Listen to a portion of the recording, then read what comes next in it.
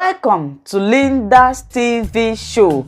If it is your first time of stopping by, you like the channel and the video, please subscribe and put on your notification bell so that you will be able to know when I upload a new video. In this channel, I bring to you information across the globe, what is happening in the world, especially Nigeria. So after watching the video, your opinion, your contribution is highly needed. Do it constructively in the comment section as we are going to watch this video together. Yes, I'm watching it together with you. Then later we'll come to the comment section to discuss about it. An Ecowas regional court sitting in Abuja has ordered the Nigerian government to pay $244 million in compensation to those affected by the Biafran war. The court has found the Nigerian government guilty of failing to demine and remove unexploded devices from the 11 states where the civil war was fought between 1967 and 1970. CGTN's Kelechi Emekelem has more. Applicants and defendants are all seated at the Ecowas Community Court of Justice in Abuja, Nigeria's capital. They're here to witness the final ruling on a case that has been in the books for 5 years. It's a case that pitted the federal government against post-Biafran war claimants. Most of them have been maimed by mines and explosives left behind by the Biafran war. What's more, vast farmlands have also been abandoned for fear of accidental trigger of explosives scattered in the region. And finally, the government has not just agreed to rid the region of explosives, but also pay those who have suffered the consequences of a war 47 years after. Not only will there be compensation to people that lost their limbs, that were victims of various explosions, landmines, but also the farmlands will be cleared. The farmlands will be cleared of all these bombs. You know, for 40-something years now, majority of the farmlands in the southeast and south-south has laid fallow because of fear of explosion. Almost $140 million of the total award would be spent on compensation of war victims, and over $100 million would be spent on demining and destruction of unexploded ordinances. This is the only regime that had given life to the 3R, the reconciliation, reconstruction and rehabilitation. It has all been words and no action. And so we thank the present regime for taking this bold step, for agreeing to out-of-court settlement. The Biafran War involved 11 states in southeast and southern Nigeria attempting to break away from the Nigerian state. It lasted only 2 years and 6 months, but the cost was colossal. Over 1 million people were killed, and the scars of the war are still evident nearly 5 decades later. This ruling comes in the wake of fresh calls for Biafran breakaway, and President Buhari has already spoken about it with an uncompromising tone. He said the unity of Nigeria shall not be negotiated, and those pushing for a breakaway shall be dealt with.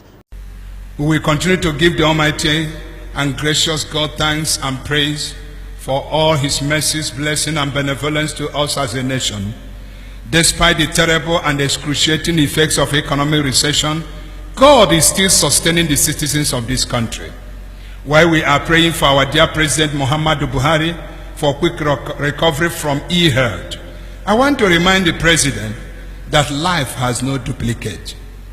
There is no doubting the fact that the enormity of governance will surely be aggravating his state of fragile health condition.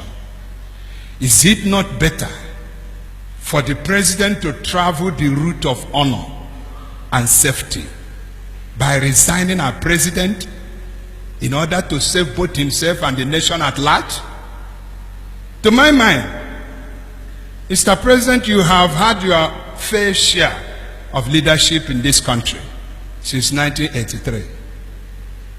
At 73, the President can function more efficiently as an elder statesman. After all, Emmanuel Macron, who was only 6 years only when you were military head of state in 1983, is now the President of France. Are we not confused in our own country? The youngest president in Africa is 71 years. In Africa. And the oldest is that man in Zimbabwe, 90 years. And where are we heading with this confusion? On the security in our nation, let me also join others to commend the President on the release of another batch of abducted Chibok girls. The notable progress, though fluctuating at times, in the war against the Islamic insurgent known as Boko Haram should also be appreciated and commended. But aside that, the greatest security question beckoning for answers in this country include: who are the perpetrators of the mindless killings of Christians in southern Kaduna? How many of them have been arrested, prosecuted, and sentenced accordingly? Did the security agencies play their expected and established constitutional roles in handling the situation? Why is it almost impossible for the federal government of Nigeria to curb the activities of and turn the voracious, almighty, in quote, Fulani headsmen? Who are the suppliers of the AK-47 guns and the pump-action revolvers they are using and they are carrying? Who are supplying them? When was arms carrying legalized for this baptized Boko Haram group? And we talk of one Nigeria. And young people will march peacefully along the street as IPOB members, and you release armies to shoot them. But armed carriers are not harassed by anybody. And we are one Nigeria. The better we tell ourselves the truth. We are not one Nigeria. Let us go. That is me. What did I say? Let us go. There is nothing that makes an Igbo man a member of this country now. Nothing. And we are afraid to speak in Nigeria, especially our politicians, because of their pockets. The governors of the Southeast are throwing their eyes in the bush, and things are getting wrong because they want to secure their position, and nobody is talking. Have they killed Fashola? He's talking, and they are running away from him. Every backyard now, herdsmen are killing people, destroying farms. Traditional rulers are there wearing long robes without doing anything.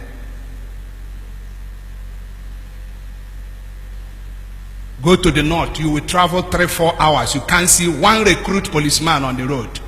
Go from Mazi to Amit, you may meet up to 5 police checkpoints. Extorting money from Igbo people. And the senators are there talking nonsense. Let us go. Write it. Pressmen, Bishop Ikako said, let us go. Let us go. Enough is enough. The only thing I'm quarreling with is the system adopted by IPOB people. Let us polish it and not be confrontational. Manaya nana. Ayanana. You can only stop Biafra, but you cannot close the chapter. One day Biafra will go. Nobody invited me for questioning or any arrest. I can categorically say that. But since when I venture into the forest, I go there with full security, with the police, with the knowledge of the SS, with the government officials, with the traditional rulers, and with the Fulani leaders. I never went alone. So all along, I've been doing it with the government, and there is no any difference between us and the authority. So people always watching Linda's TV show. I will see you again in my next video. Remain blessed. I appreciate each and every one of you, and keep on watching Linda's TV show. If you have not yet subscribed, please, I beg you to do that so that you'll be getting more updates from me. Bye bye.